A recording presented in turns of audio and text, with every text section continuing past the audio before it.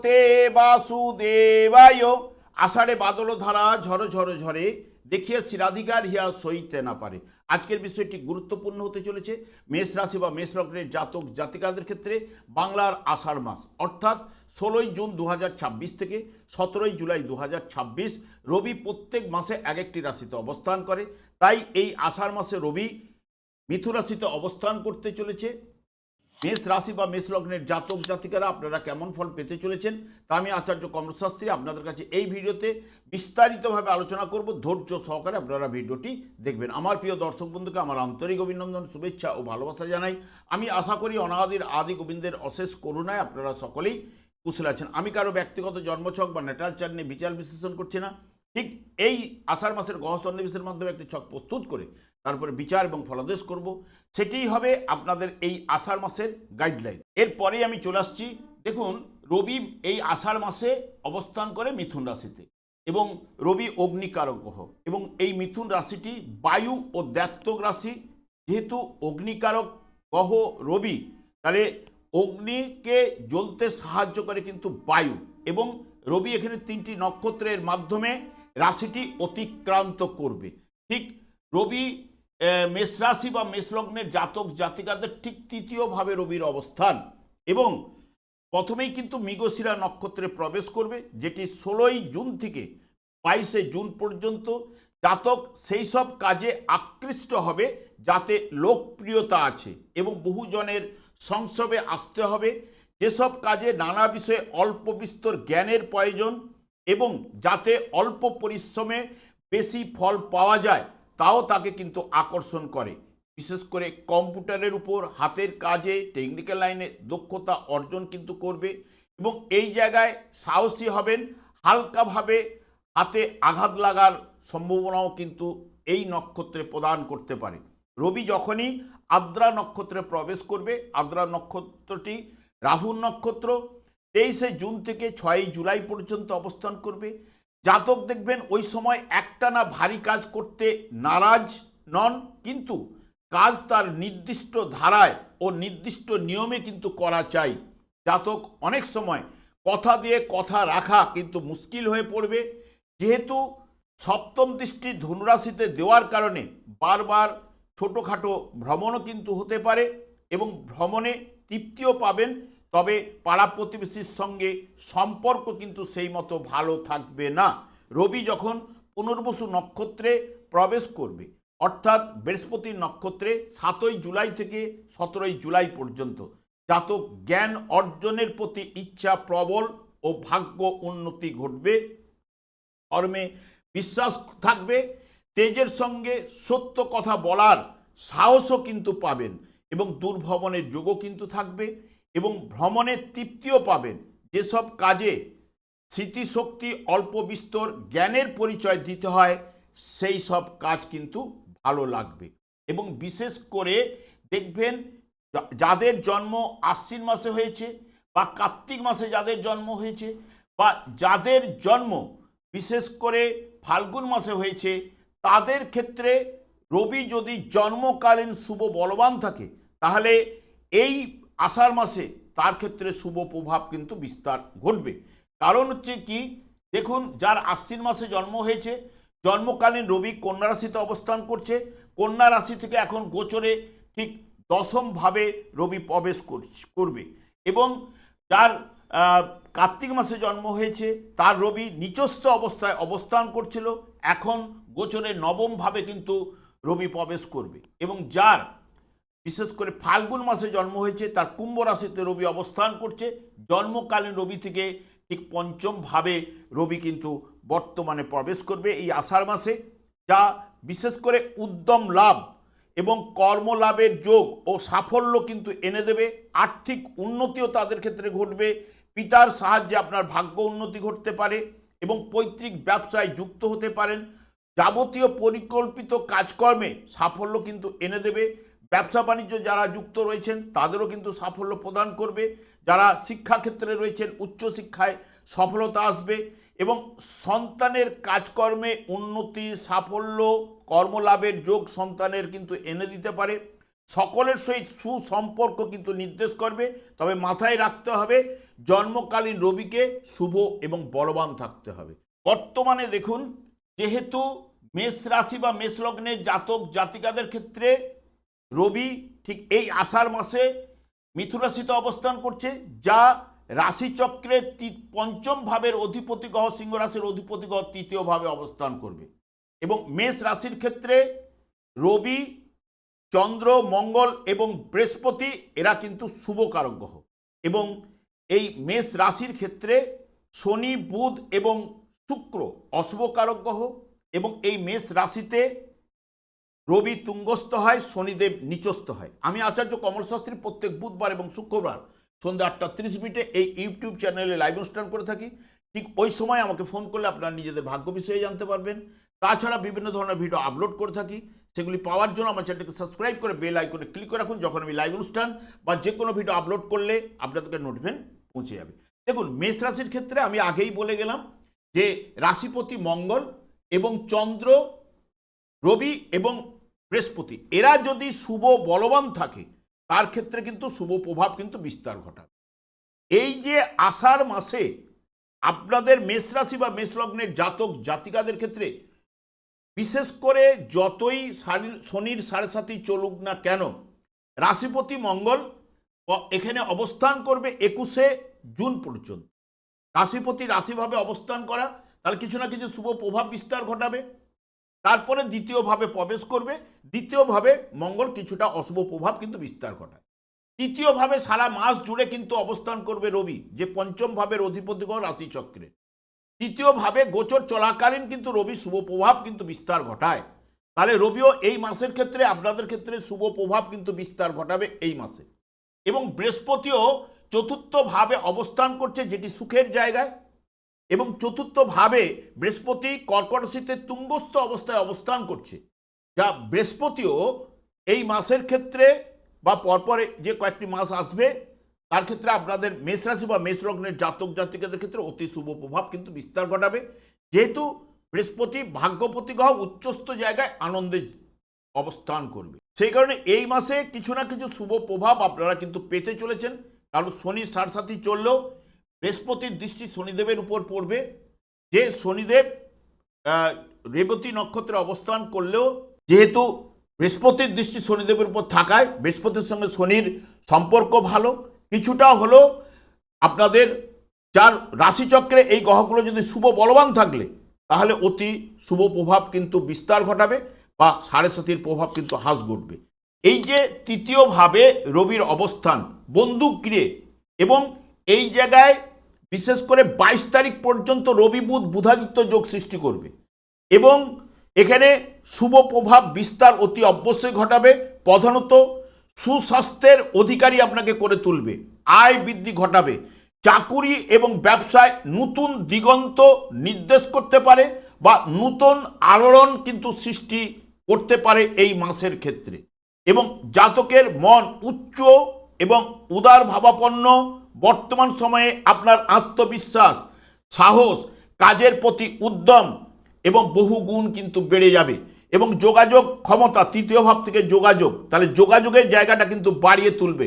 নতুনভাবে চুক্তি ব্যবসা বাণিজ্যে ঘটবে ও আলোচনায় সফলতাও কিন্তু নিয়ে আসবে। কর্মক্ষেত্রে মান সম্মান পদমর্যাদা বৃদ্ধি ঘটবে।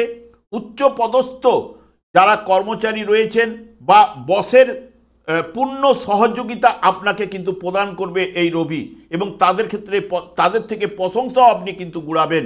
এবং আর্থিক উন্নতি, মানসিক দিক দিয়ে সহযোগিতাও আপনার এই মাসে রবি কিন্তু করবেই, এবং ভ্রমণের যোগও কিন্তু করবে। কাছে পিঠে ভ্রমণ কিন্তু দিতে পারে। বুধ এমনিতেই এই মাসে আপনাদের ক্ষেত্রে অশুভকারক গ্রহ হলেও তৃতীয়ভাবে অবস্থান করছে নিজের রাশিতে, তারপরে চতুর্থভাবে প্রবেশ করবে। প্রথমে কিন্তু বুধাদিত্য যোগ সৃষ্টি করছে, তাহলে বুধাদিত্য যোগের কারণে অতি শুভ প্রভাবগুলো বিস্তার ঘটাবে। পারিবারিক জীবনে সুখ শান্তি বজায় কিন্তু থাকবে। কোনো ভূ সম্পত্তি কেনার পরিকল্পনায় আপনাকে এই বুধ সাহায্য করবে। যেহেতু বুধ কর্কট রাশিতে, একটু কর্কট রাশিটি হচ্ছে আবেগপূর্ণ রাশি, তাই ওইখানে প্রবেশ করা মানে যাদের আবেগের বশে অর্থনৈতিক বা ব্যবসা সিদ্ধান্ত নেওয়ার ক্ষেত্রে আপনাকে সতর্কতা অবলম্বন করতে হবে। আবেগ বশত, এটা মাথায় রাখতে হবে। 29শে জুন বুধ কিন্তু বক্রতার মাধ্যমে কিন্তু প্রবেশ করবে, তাই ঠিক ওই সময় যে কোনো কাগজপত্রে সই সাবুত, ইমেল বা মেসেজ এর ক্ষেত্রেও আপনাকে কিন্তু বারবার পড়ে নিয়ে সই সাবুত করুন বা মেসেজ পাঠান, এবং আগের যে পুরনো সমস্যাগুলো থেকে আপনার মাথা চাড়া দেওয়ার সম্ভাবনা কিন্তু 29শে জুনের পর কিন্তু ঘটাতে পারে। মঙ্গলও আপনাদের ক্ষেত্রে রাশিপতি গ্রহ, সে রাশিভাবে 21 তারিখ পর্যন্ত অবস্থান করবে। মাসের প্রথমের দিকে আপনার আত্মবিশ্বাস অসম্ভব এবং এনার্জি এবং সাহসী এর অধিকারী হয়ে উঠবেন, এবং কর্মক্ষেত্রে আপনাকে লিডারশিপ বা আপনার মধ্যে কোয়ালিটি বলুন, আপনার মধ্যে নেতৃত্ব দেওয়ার ক্ষমতা এবং প্রশংসিত কিন্তু করে তুলবে। 21শে জুনের পর বিশ্বরাশিতে যখন প্রবেশ করবে, বিশ্বরাশিতে প্রবেশ করার সঙ্গে সঙ্গে জমি বা স্থায়ী সম্পত্তি কেনাবেচার ক্ষেত্রে বড় অর্থনৈতিক লাভ কিন্তু আপনাদের নিয়ে আসতে পারে, আয়ের নতুন উৎস তৈরি হতে পারে, এবং কথাবার্তাও কিন্তু আপনার স্পষ্ট হবে। তবে কিন্তু ক্রোধ কিন্তু বাড়ার সম্ভাবনাও কিন্তু থাকছে, এবং হঠকারী সিদ্ধান্ত না নেওয়াই কিন্তু ভালো, কারণ আপনাকে চিন্তা ভাবনা করে যদি সিদ্ধান্ত নিতে পারেন 21 তারিখের পরে খুব ভালো। এবং বিশেষ করে দাঁতের, চোখের বা মুখের কোনো সমস্যা আপনাকে দেখা দিতে পারে, বা যারা গাড়ি চালান তাদের ক্ষেত্রেও কিন্তু একটু সতর্কতা হয়ে গাড়ি চালালে আপনার ক্ষেত্রেই কিন্তু ভালো হবে।